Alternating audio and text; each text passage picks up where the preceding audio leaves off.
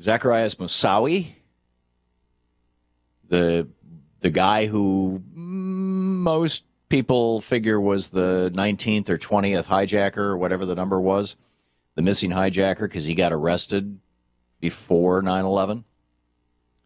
But he had been to flight school, he had been all these things. He has, back in October, he testified under oath in court for an ongoing investigation, actually for a lawsuit. There's this lawsuit from some 9/11 families against the Kingdom of Saudi Arabia and some Saudi individuals.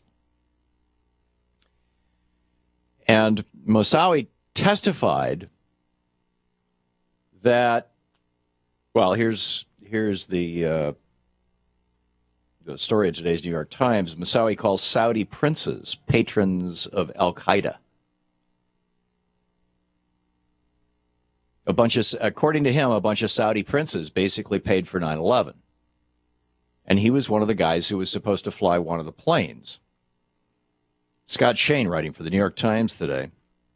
By the way, let me back up just a little bit and provide you with the largest frame on this. We are watching the world, in shock and horror, and the United States as well, as Fox News has put up the unedited video of this Jordanian pilot being burned to death. Brilliant move, Fox News. Fox so-called news.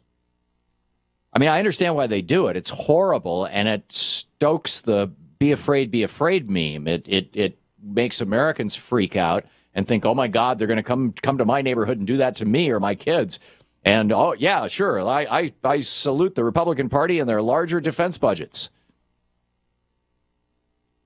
But really what this all goes back to is George W. Bush and Dick Cheney. George W. Bush and Dick Cheney, when they became president and vice president in January of 2001, Bill Clinton met with George W. Bush, Al Gore met with Dick Cheney, and Sandy Berger, yeah, was the national security chief, met with Condoleezza Rice.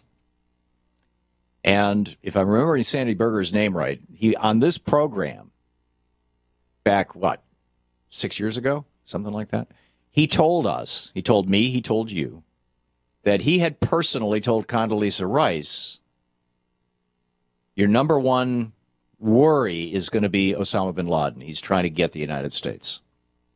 And he told us on the air that Al Gore said the same thing to Dick Cheney, and that Bill Clinton said the same thing to George W. Bush. And all three of them, George W. Bush, Dick Cheney, and Condoleezza Rice, all of them said to their respective, the people who held their office before,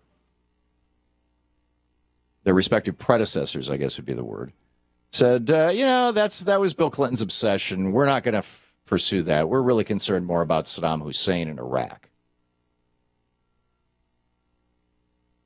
This is, truly grim stuff. And I would submit to you that had they listened to the Clintons, had they listened to their own people, to Richard Clarke, to the CIA, to British intelligence, to German intelligence, to Russian intelligence, to Israeli intelligence, had they bothered to listen, there would be no ISIS today. There would be no burning to death of a Jordanian pilot, no beheading of Japanese workers. There would be none of this stuff. There would be no ISIS. Arguably, there would be no Al-Qaeda by now.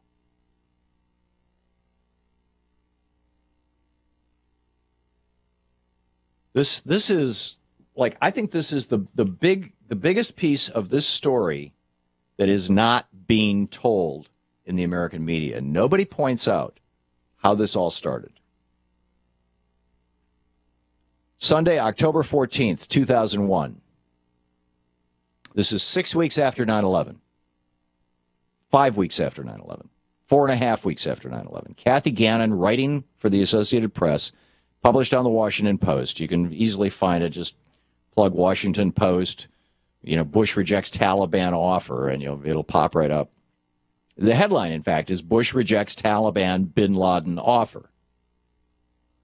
And Kathy Gannon writes, a senior Taliban leader said Sunday that the Islamic militia would be willing to hand over Osama bin Laden to a third country if the United States halts the bombing of Afghanistan and provides evidence against him. Next paragraph, one sentence, 6 words. President Bush quickly rejected the offer. So you got this? The Taliban says, we will arrest bin Laden. We will put him out of business. We will send him to a third country where he can be tried. And in fact, what they were specifically suggesting,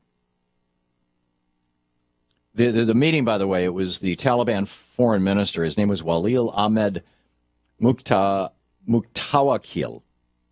And this was a secret meeting in Islamabad. And he offered to put bin Laden in custody of the Organization of the Islamic Conference, the OIC.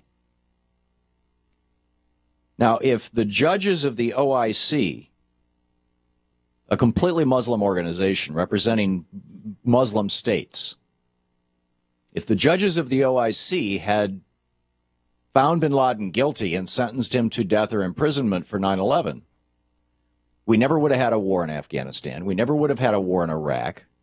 Al-Qaeda would have been crushed. It would have had 1,000 times more credibility than us doing anything, because it would be Muslim Arabs condemning a Muslim Arab. But George W. Bush wanted to have a war. Specifically, he wanted to have a war in Iraq. The war in Afghanistan was just, frosting on the cake. He figured, hey, it's the second poorest country in the world. This is going to be just like Ronald Reagan going in and taking out Grenada. It'll last a week or two. No big deal. It's going to be easy. Right. Thomas Jefferson said something about slavery that I think applies to this. He said, we have a wolf by the ears, and we don't know how to safely let him go or how to safely continue to hold him. And that's where we're at with Iraq, and we never needed to pick that wolf up by the ears.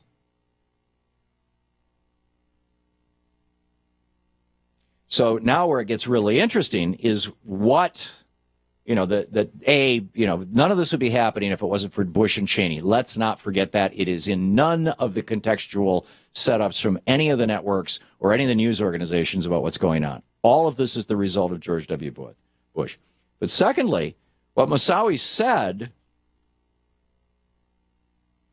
and this, reading from the New York Times, he said that he was directed in 98 or 99 by al-Qaeda leaders in Afghanistan to create a digital database of donors to al-Qaeda. Among those, he said he recalled listing in the database were Prince Turki Al Faisal, the Saudi intelligence chief, Prince Bandar bin Sultan, the longtime Saudi ambassador to the United States. That's the guy we refer to as Bandar Bush, because he virtually lived with the Bush family, and Prince Al-Walid bin Talal, a prominent billionaire investor and many of the country's leading clerics. Prince Al-Walid bin Talal, up until last year, was the second largest stockholder in Fox News. He has reduced his holdings in Stock News from over 6% to around 1%. But he's still one of the major stockholders in Fox News. Why does the headline not say, 20th hijacker says that Fox News stockholder was involved in funding 9/11?